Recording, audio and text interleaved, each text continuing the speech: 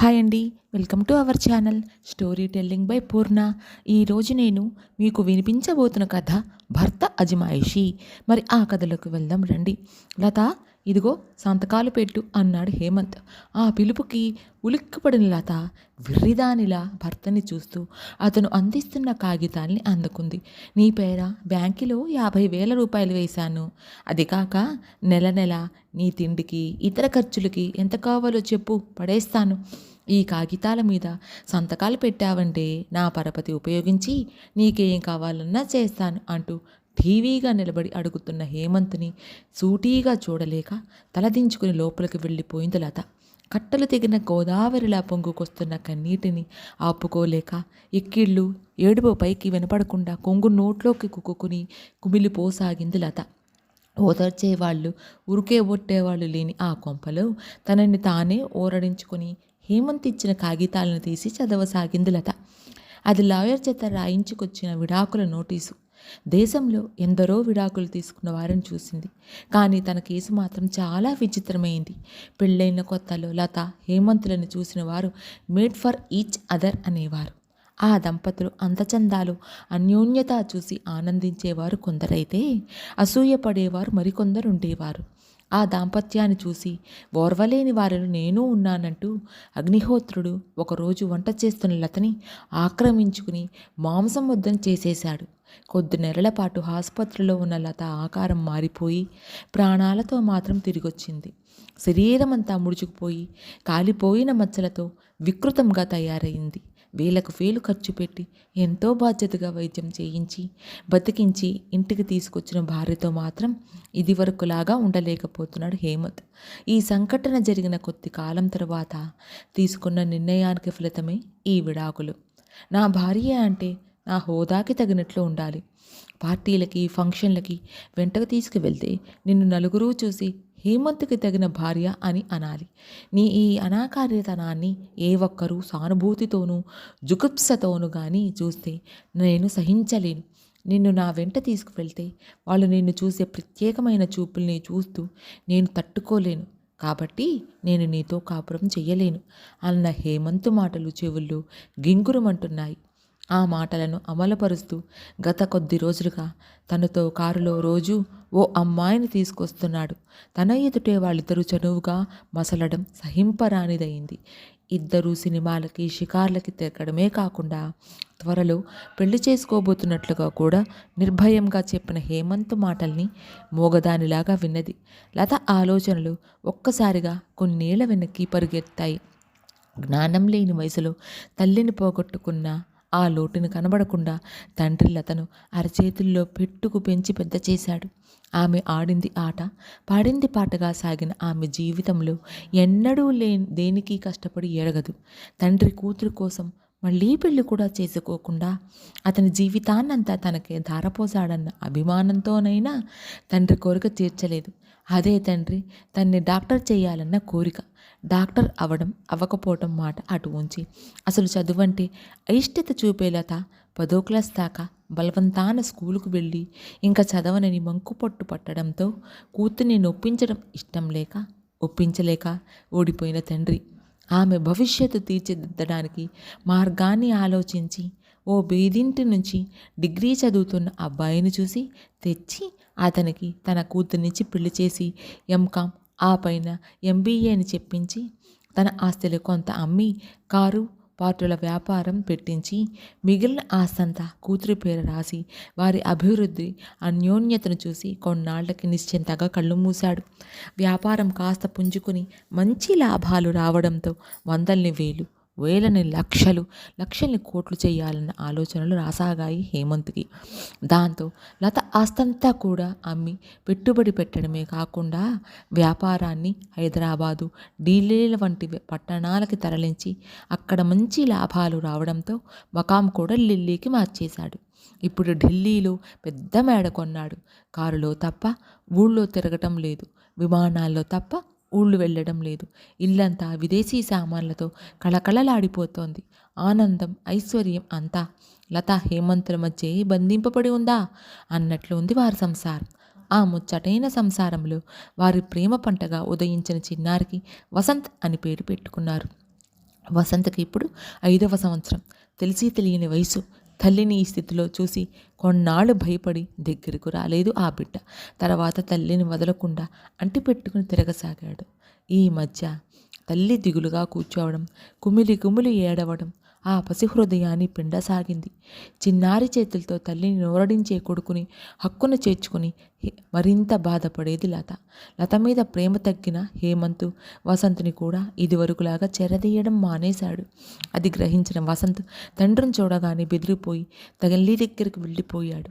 లత అందించిన విడాకుల కాగితాలని ఆనందంగా అందుకున్న హేమంత్ మరికొద్ది కాలానికి తన పిఏ శిరీష్ని రిజిస్ట్రీ మ్యారేజ్ చేసుకుని తన మేడ లాన్లోనే పెద్ద ఎత్తున డిన్నర్ ఏర్పాటు చేశాడు. ఢిల్లీలో పెద్ద పెద్ద పారిశ్రామికవేత్తలు, ఉద్యోగస్తులు, మంత్రులు వచ్చిన వారికి కానుకలు ఇచ్చి అభినందించి వెళుతున్నారు. వీడియో తీస్తూ కొందరు, ఫోటోలు తీస్తూ మరికొందరు హడావుడిగా తిరుగుతున్నారు. ఆ ఇంటి వెనుక గ్యారేజ్ పక్కన కట్టిన 2 గదుల్లోకి కొడుకుతో మారిన లతకి బయట జరుగుతున్న హడావుడంతా వినపడి ఎవరో గుండెల్ని పిండేస్తున్నట్లు అవుతోంది. కట్టుగుడ్డకి కడుపు నిండా తిండికి ముఖం వాచిన తన్ని తీసుకువచ్చి ఇంత వాడిని చేసినందుక ఈ ప్రతిఫలం అనుకుంది. నా డబ్బుతో కొన్న ఈ ఇల్లు, నా ఆస్తి, ఆమె పెట్టుబడి పెట్టిన వ్యాపారం, ఈనాడు ఈ స్థితిలో హేమంత్ ఉండడానికి నేను, నా తండ్రి కారకులమన్న విషయం గుర్తుందా? ఈ విషయాలు ఆ మనిషిని నిలబెట్టి అడగాలనుకున్నా అడగలేకపోవడానికి కారణం భర్తని నమ్మి తన ఆస్తంతా అతని చేతిలో పెట్టడమే. ఆ తప్పే తనని ఈనాడు ఈ నిస్సహాయ స్థితికి దిగజార్చింది. ఇప్పుడు ఇల్లు, వ్యాపారం అంతా అతని పేరు మీదే ఉంది. నాది అని రుజువుపరచడానికి కూడా ఎక్కడా ఆస్కారం లేకుండా అయిపోయింది. ఈనాడు దయాధర్మంగా ఒక 50,000 తన పేర వేసి నెలకో 500 ఖర్చులకిచ్చి వెనక పనివాళ్ళ కనిపెట్టి కట్టిన గదిలో ఉండమని పంపేసి చేతులు దులిపేసుకున్నాడు. ఇలాంటి విశ్వాసఘాతకుడికి వెనకవేం గుర్తుంటాయి? ఆనాడు తండ్రి చదువుకోమని బతిమిలాడినప్పుడు తను తిరస్కరించిన దానికి ఫలితం ఈనాడు బాగా అనుభవిస్తోంది. తనకో చదువు ఉంటే ఇంత ఆస్తి పోయినా అతడిచ్చే డబ్బు విసిరికొట్టి ఏ ఉద్యోగమో చేసుకుని నీ లెక్కంతని బతుకు చూపించేదాన్ని అంటూ బాధపడసాగింది లత. ఆట నుంచి పరుగెత్తుకొచ్చిన వసంత్, అమ్మా, నాన్నగారింట్లో అందరూ బోలెడు స్వీట్లు తింటున్నారమ్మా, మనం కూడా వెళ్దామా అని అడగడంతో వెర్రిదానిలా కొడుకును చూసి, అది మనకి కాదమ్మా, అది ఆంటీ కోసం అన్న తల్లి మాటలకి, మరి నాన్నారు కూడా ఎందుకు దండలు వేసుకున్నారు అని అడుగుతున్న వసంత్ని మరిపించాలని అతని చెయ్యి పట్టుకుని వంటింటి వైపుకు నడిచింది లత. కాలం పరిగెడుతోంది. ఏళ్ళు దొర్లిపోతున్నాయి. హేమంత్ వయసు మళ్ళసాగింది. వసంత్ దూర మామిడికాయలా ఎదగసాగాడు. చదువులోనూ అంత చురుగ్గాను రాసాగాడు. అన్నింటిలోనూ ఫస్టే. అతనికి చదువు, తల్లి తప్ప మరో ప్రపంచం లేదు. తల్లి కోరిక మేరకు మెడిసిన్లో చేరి పూర్తి చేసి గోల్డ్ మెడల్ పొందాడు. ఓ పక్క ఉద్యోగం వచ్చింది, మరో పక్క ఎంఎస్కి సీట్ వచ్చింది. తల్లి సలహా ప్రకారం ఎంఎస్లో చేరి 2 ఏళ్లలో ఆ డిగ్రీ కూడా పొందాడు. డిగ్రీ పొందకముందే ఉద్యోగం వెతుక్కుంటూ వచ్చిందా అదృష్టవంతుడికి. 25 ఏళ్ళు నిండిన వసంత్ డాక్టర్గా ఆసుపత్రికి వెళ్తున్న మొదటి రోజు తల్లి కాళ్ళకి మొక్కుతూ, అమ్మా, ఇదంతా నీ కృషి ఫలితమమ్మా అని కౌగిలించుకున్నాడు. డాక్టర్ హోదాలో తర్జాగా నిలబడ్డ వసంత్ని సూటిగా చూస్తే దిష్టి తగులుతుందేమోనని తలదించుకుని, వెళ్ళిరా బాబు, మానవ సేవే మాధవ సేవ. శత్రువు వచ్చినా సరే డాక్టర్గా వైద్యం చేసి నీ బాధ్యత, కర్తవ్యం నెరవేర్చుకో. పెద్ద డాక్టర్గా పేరు తెచ్చుకో బాబు అంటూ సాగనంపింది. ఆసుపత్రిలో చేరిన కొంతకాలానికి వసంత్ మంచి పేరు ప్రఖ్యాతలు సంపాదించుకున్నాడు. డాక్టర్ వసంత్ సెలవు మీదున్నాడనగానే ఆయన ఎప్పుడు వస్తారు, ఆయన వచ్చాకే వస్తాం అని కొందరు రోగులు తిరిగి వెళ్ళిపోయేవారు. ఉదయం ఆసుపత్రిలో అడుగుపెట్టిన వసంత్ డాక్టర్ అటూ ఇటు పరిగెత్తడం చూసి కారణం అడిగాడు. ఓ పెద్ద పారిశ్రామికవేత్తని బీపీ చాలా ఎక్కువగా ఉండటం వల్ల ఆసుపత్రికి తీసుకొచ్చారని, సీరియస్గా ఉందని, మీకోసమే చూస్తున్నారని త్వరగా రమ్మని చెప్పగానే వెళ్ళాడు వసంత్. ఎదురుగా హేమంత్. అతని శరీరం అంతా అసహ్యంతో కొత్త ఉడికిపోతోంది. ఆయాసంతో స్థిమితం లేకుండా కొట్టుకుంటున్న అతన్ని చూసి పకపకా నవ్వాలనిపిస్తోంది. కానీ తాను ఉన్న పరిసరాలు అంగీకరించవు. పైగా తల్లి చెప్పిన సూక్తులు గుర్తొచ్చాయి. ఇప్పుడు తను డాక్టర్, అతను రోగి అంతే అనుకుని తమాయించుకుని తన కర్తవ్యాన్ని నిర్వర్తించసాగాడు. రక్తపోటు చాలా ఎక్కువగా ఉన్నందువల్ల పక్షవాతం వచ్చే సూచనలు కనపడసాగాయి. ఈ విషయాలు బయట నిలబడ్డ శిరీషకి కబురంపాడు. సాయంకాలం శిరీష లాయర్తో వచ్చింది. ఏ మాత్రం దయాదాక్షిణ్యాలు కనబరచకుండా మూలుగుతున్న హేమంత్ చేత ఏవేవో కాగితాల మీద సంతకాలు పెట్టించుకుంది.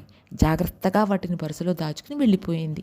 మరునాటికి డాక్టర్లు చెప్పినట్టే బీపీ ఎక్కువయ్యి పక్షవాతం వచ్చి హేమంత్ కుడికాలు చెయ్యి పడిపోయాయి. డాక్టర్లు చేయగలిగింది చేసి కొన్నాళ్ల తర్వాత ఇంటికి వెళ్ళొచ్చని చెప్పారు. ఆస్తంతా రాయించుకున్న శిరీష మళ్ళీ ఒక్కసారి తప్ప హేమంత్ని చూడడానికి రాలేదన్న విషయం హేమంత్ని బాధించసాగింది. వేరే దిక్కులేని హేమంత్ తనింటి దగ్గర దింపేయమని అక్కడున్న డాక్టర్ని అడిగాడు. డాక్టర్ ఓ బాయ్ని పిలిచి హేమంత్ని కారులో ఇంటికి పంపేశాడు. గేటుకి పెద్ద తాళం కప్ప కనబడడంతో బాయ్ వెళ్ళి పక్కింటి ఆమెను అడిగాడు.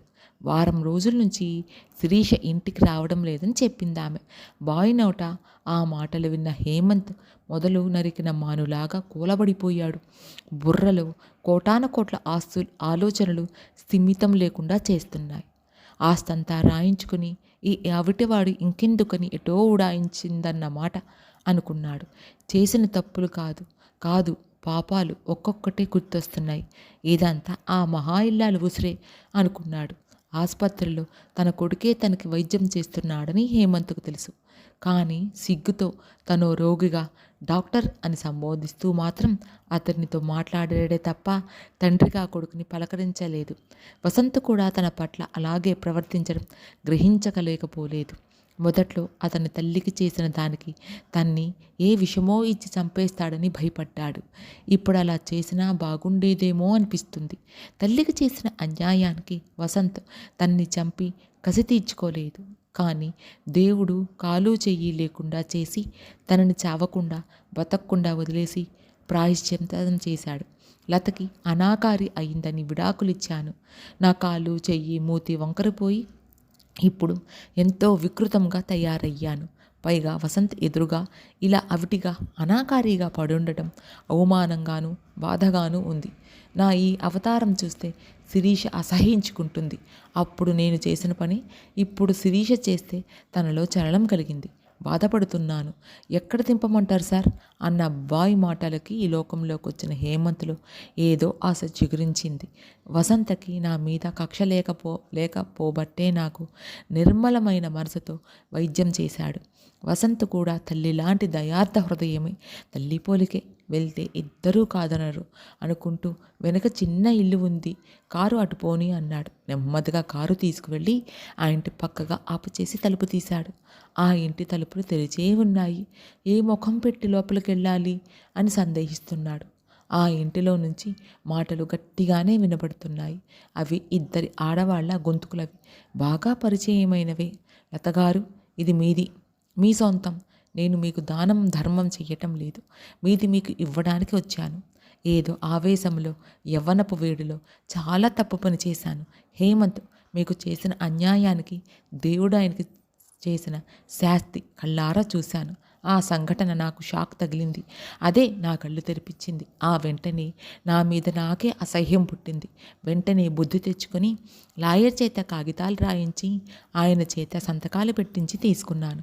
అవి నా పేర కాదు, మీ పేర, వసంత పేర రాయించాను. హేమంత్ ఇచ్చేసిన పాపిష్టి పని నేను చెయ్యను. మీ సొమ్ము తిని నేను హేమంత్లా శిక్ష అనుభవించదలుచుకోలేదు.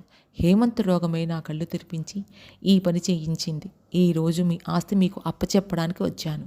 నా ఉద్యోగం నాకుంది, నా బతుకు నేను బతుకుతాను అంటున్న శిరీష మాటలు విని హేమంత్ సిగ్గుతో కుచించుకుపోయాడు. ఇప్పుడే ముఖం పెట్టుకుని ఈ ఇంటి లోపలికి అడుగు పెట్టగలను. శిరీష కూడా నాకంటే నీతిగల మనిషి. నేనెంత నీచుడనో పూర్తిగా అర్థమైంది. బాయ్, కారు తొందరగా ఇక్కడి నుంచి తీసుకెళ్ళిపో అన్నాడు. ఎవరైనా తనని చూస్తారేమో అన్న కంగారుతో కారులోకి ఒదిగిపోయి కూర్చుంటూ ఎక్కడికి సార్ అన్నాడు హేమంత్ వైపు ఆశ్చర్యంగా చూస్తూ. అతని ప్రవర్తనకి మాటలకి అర్థం తెలియని బాయ్, ఎక్కడికో తర్వాత చెబుతాను కానీ ముందిక్కడి నుంచి పో, త్వరగా కారు తీసుకుపో అంటూ కంగారు పెడుతున్న హేమంత్ని విచిత్రంగా చూస్తూ కారెక్కాడు బాయ్. ఎక్కడికి సార్ అని మళ్ళీ అడిగిన బాయ్తో, మన దేశంలో ఎక్కడైనా ఓల్డేజ్ హోమ్స్ ఉన్నాయా బాయ్ అన్నాడు దీనవదనంతో హేమంత్. ఉన్నాయి సార్ అనగానే అయితే అక్కడికి పద అన్నాడు నీరసంగా కారులో వెనక్కి వాలిపోతూ హేమంత్. ఇంతటితో ఈ కథ సమాప్తం. ఈ కథ నచ్చితే లైక్ చేయండి, షేర్ చేయండి, కమెంట్ చేయండి. మరిన్ని కథల కోసం ఛానల్ సబ్స్క్రైబ్ చేసుకోండి. Thank you for watching.